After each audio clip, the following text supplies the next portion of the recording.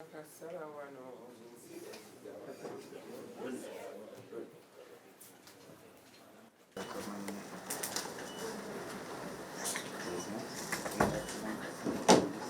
time and apologies for being late by a few minutes. Now, this morning, I intend to talk about a few issues, and at the end of this, I'll take a few questions.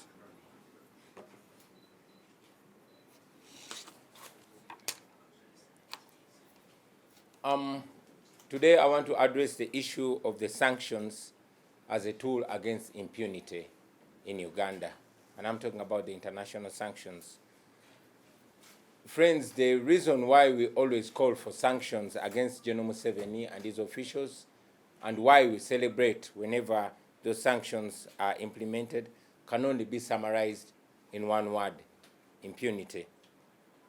We live in a country where the regime has effectively captured, undermined, and destroyed all mechanisms that can hold officials accountable. They are no longer accountable to anybody for as long as someone is connected to the regime. No one can hold them accountable for their wrongdoing. I mean, let's take an example of ANITA, the Speaker of Parliament. She embezzles billions of taxpayers' money, and evidence is actually presented to the public, but nobody can do anything. Instead of calling her to account, General Museveni comes out to defend her, to protect her, and to support her. Instead of going after her, the law enforcement agencies instead go after every and any whistleblower that dares to speak out against her corruption, to the extent that some have actually run out of the country and some are in hiding. That is impunity. You all remember the students that tried to protest against the theft of the iron sheets that were meant for Karamoja. Many of them spent months in prison, while those that were involved in this grand theft were either rewarded, and those that were pretentiously held to account were only imprisoned for a few hours. It's because of impunity that the police will not summon Anita Among for questioning.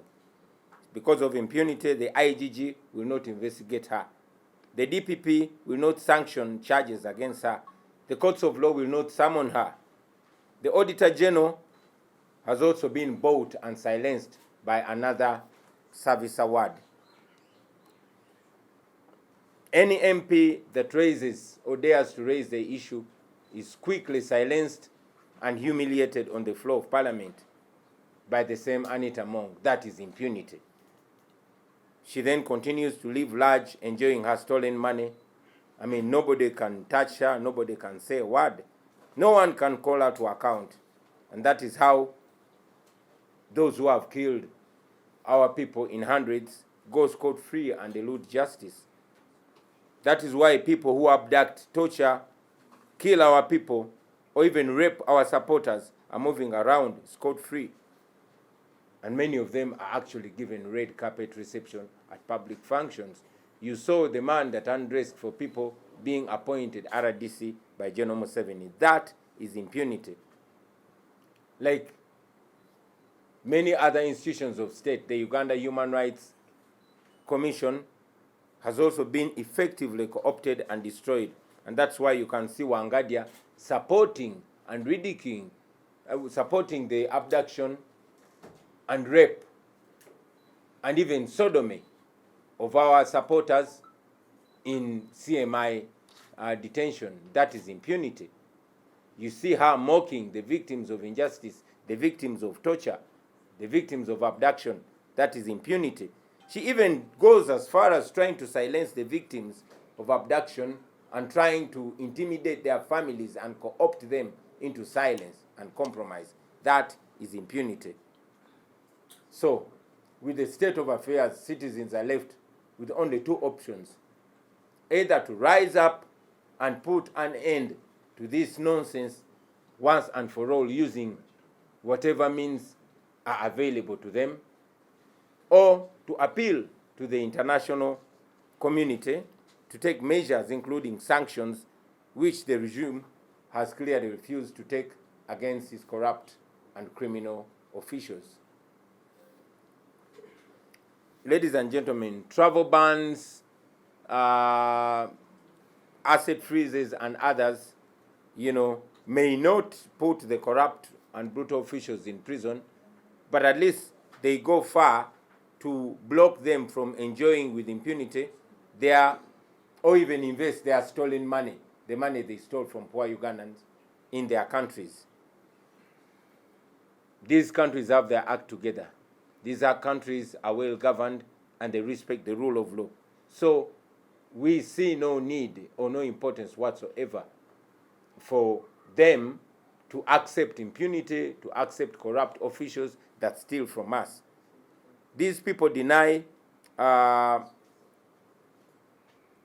regime officials that run away with our money opportunity to enjoy it in their countries. And we really, really appreciate those sanctions. We welcome them. These sanctions reassert the duty of civilized nations because they should never be seen to sit back as actions against poor people are going on with reckless abandon. These regime officials that have destroyed, underdeveloped, and looted their countries because they think they can enjoy life with their families in developed countries, the wealth that they steal from poor Ugandans, at least we have a way forward here. So we welcome these sanctions and we want these thieves, these corrupt officials, to lay in the bed that they laid. They've destroyed their countries, they've messed up Uganda, they've messed up our healthcare system, they've messed our education system because they get all their health care from abroad and indeed they die from abroad. They've messed up our country and they want to enjoy the countries that are well governed at the cost of the poor people. So we are happy that these sanctions have been slapped on those officials and we want more sanctions on General Museveni, his son, and all his officials that he uses to crack down on the rights of the people. They should go to Ugandan hospitals. They should have their children go to Ugandan schools. They should buy cosmetics from Uganda. I thank you, and I'll say that in Uganda before I welcome questions from you, ladies and gentlemen. Banyabo, njagala bebaza mwe bannamawulire abazze okutuuliza amakya ga leero. Olwaleero njagadde kwogera ku nsonga ya natti ezasibiddwa ku Anita Amongo n'abalala banne abalyake olw'okubba amabaati g'e Karamoja n'okulya enguzi. Newankubadde Anita Amongo yekka yaliko natti zino, naye twasabye natti zino baziteeke ku bonna abenyigira mu bikolwa bino eby'obukenuzi. Ensonga lwaki tusaba amawanga gano ganaggwadda getukolagana nago, Uganda gekolagana nago, agavujirira Uganda ssente, gye baliira ssente zaffe ze batubyeko. Ensonga lwaki tubasaba abasennatti ku bakulembeze abatulugunya abantu n'abali b'enguzi n'ababba ssente z'abanaku, era ensonga lwaki tujaguza nnyo buli bwe babaako gwe bataddeko natti, tusobola bizingira mu kigambo kimu, impunity. Impunity ani kumu asobola okinziriza mu Luganda, baganda bange? Tugambe obutagambwako, tugambe eryanyi. So ensonga eyo basebo ne banyabo tugisanyukira kuba tuli mu nsi nga abatufugisa eryanyi bawambye buli kitongole kya gavumenti ekyandikubye ku bakulembeze ku nsoloboto. Tewali asobola bagambako, naddala abo bagamba n'ogwo, abo abali connected tewali asobola bagambako. Ekyokulabirako wano ekyamangu ye Anita Amongo. Anita Amongo anyaguludde ssente z'omusolo mu buwumbi, mu billions, nga tewali asobola mugambako. Evidence weeri, obujulizi we buli ku social media bonna, buli mu public. Wabaddewo Uganda Parliament Exhibition ng'eraga obubbi obugenda mu maaso Anita Amongo bwakulembedde mu parliament, naye tewali asobola mugambako mu kifo ky'omubagambako oba okukola ng'omukulembeze bwe yandikoze. Museveni mwamulabye bwe yavuddeyo yawaanye bawaane, bwe yavaayo okwogera ku byenguzi yawaana buwaanyi Anita Amongo, yamudifendinga budifendinzi nampromotinga nomupromotinga. Mu kifo kya ebitongole ebikwasa empisa okugamba kwa Amongo ku nsonga eyo bonna bamutya. Ekyenjawulo nti ate ba whistleblowers oba bakalabalaba oba abantu aboogera abalunkomi ate bo be bali mu kudduka, be bali mu kwekweka, abamu bawaŋŋanguse n'okuwaŋŋanguka kubanga bazza omusango gwa Nagomola okwogera ku bubbi bwa Anita Amongo ne banne. Mujjukira abayizi omuli ab'e Makerere n'abalala abaavaayo okwekalakaasa olw'obubbi bw'amabaati obwakolebwa nga bukolebwa abaminisita nga muli ne Speaker wa Parliament ne Vice President n'abalala bangi nnyo. Siba mukomera ne bamala emyezi mingi mukomera, naye ate nga ababbi bennyini bo babakuza bukuza, abalala be beefuula nti babakuba ku nsoloboto nti babasibayo saawa busaawa ne babata. Obwo bonna bonna kozesa lyanyi, obwo bonna bubbi, obwo bonna butaswala. Eyo yonna yonna impunity. Bwe tunakifuna ekigambo ekitegeereka amangu naddala eri abato tunakikozesa, naye obwo bonna bubbi, obwo bonna butagambwako, obwo bonna bwakwefuula naggwano. Olwa obwanaggwano obwo buli mugenda maaso, poliisi tesobola kugamba ku Anita Amongo. Inspector General of Government IGG tasobola kumunoonyerezaako nakubaako kyamugamba. Auditor General oba omubalirizi wa gavumenti asirise, ate oyo bayongedde ne bamuvubika omugaati mu kamwa gwe bayita service award, naye bamuguze naye yasirise. Amakooti tegasobola kuyita Anita Amongo abitebye.